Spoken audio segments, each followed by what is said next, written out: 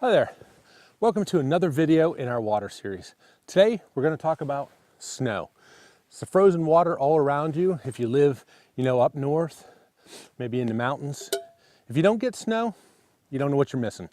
I love being out in the snow.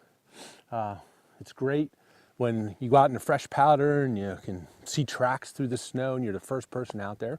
It's also great if there's no running water and you need some water while you're out there, especially, you could be up on top of a mountain, things like that, where there isn't really a lot of running water, but you have lots of snow around you. As long as you have the snow and can make a fire, you have plenty of drinking water.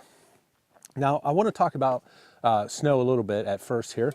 Now, when I'm hiking during the day, I don't mind, reach down, grab a handful of snow, pop it in your mouth, eat it and hydrate yourself a little bit. But number one, that doesn't really get you a lot of water, so don't really depend on that to get what you need for your water requirements. And number two, if it's later in the day, or if you're not actually hiking, if you're just still, like at camp or whatever, I wouldn't recommend doing that. The snow is going to lower your core temperature, and that's not what you want when you're out here in the wintertime. You want to keep your core up. And so what I would recommend is melting some snow over your fire. And that's what we're going to do today.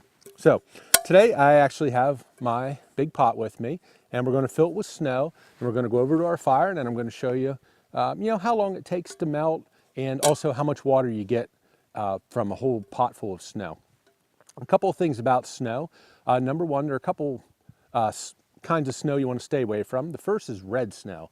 If you come upon some red or pinkish snow, stay away from that. It's probably algae that's been growing there, and it actually thrives in the snow, and you don't want to make your water for that. The other is yellow snow, which I'm hoping that you all know why you don't want to get your drinking water from yellow snow. Now, if you come up and there's some dirt, you're going to get a lot of branches and bark and things like that fall down. Just go ahead, you can just scrape off the top layer, and the snow down underneath should be pretty good. So what I'm going to do here, I'm going to scoop my pot in. And I didn't, want to make sure I don't scoop down into the dirt at the bottom of this too. We have quite a bit of snow here right now, so I don't have to worry.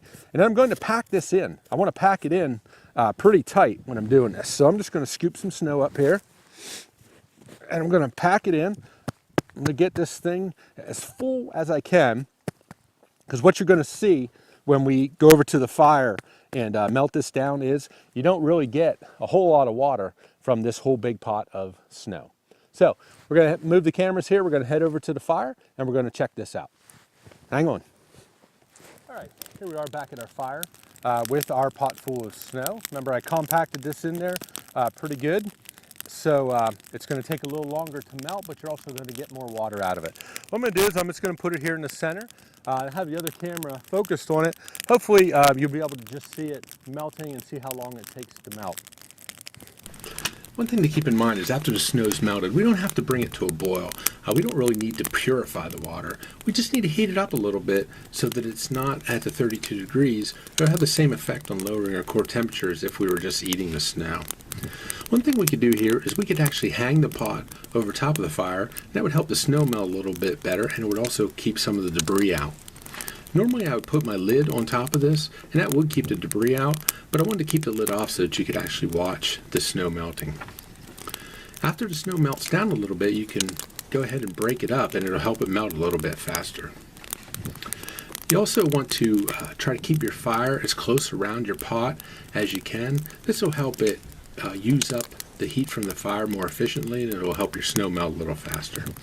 I did speed the video up a little bit during this part, but it took about 7.5 minutes for this pot of snow to melt. And you'll see here that from a fully mounted up pot of snow, we got about half a pot of water.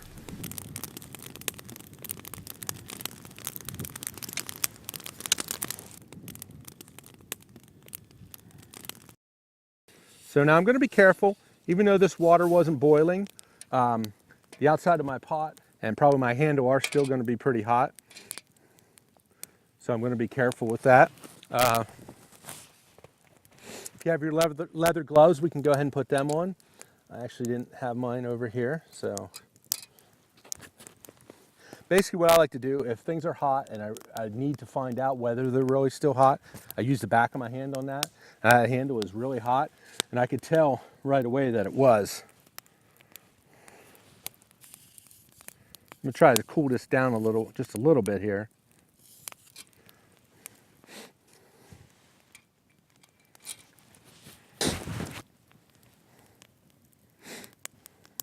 I think I'm just gonna run quick here and grab my leather gloves so I can pick that up, and I'll take a big drink out of that and show you that there's nothing wrong with it.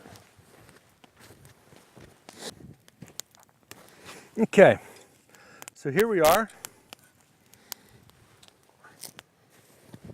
Hopefully you'll be able to see that.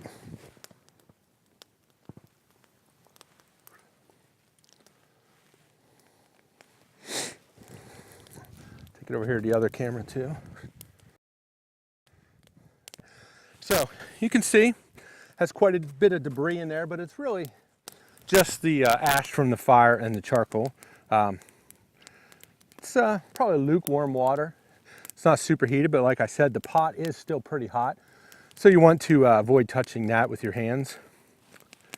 We actually did get a little bit of vitamin C. Some needles fell in there from somewhere. So now one thing, if you have your cotton bandana or an extra sock or whatever, you could filter this water out to get some of this debris out of there. I'm just going to kind of pick off the biggest chunks. You can see I did get some pretty good sized chunks in there.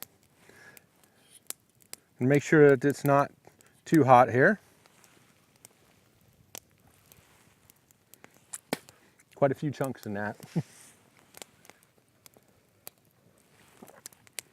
There you go.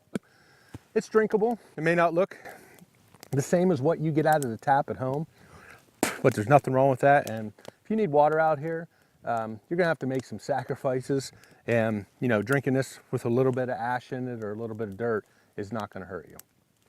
So there we have it. We boiled a pot of water. I would say it's up to about here, so we got a little bit less than half out of that mounded up amount of snow. Okay, stick around, we'll have some more videos for you.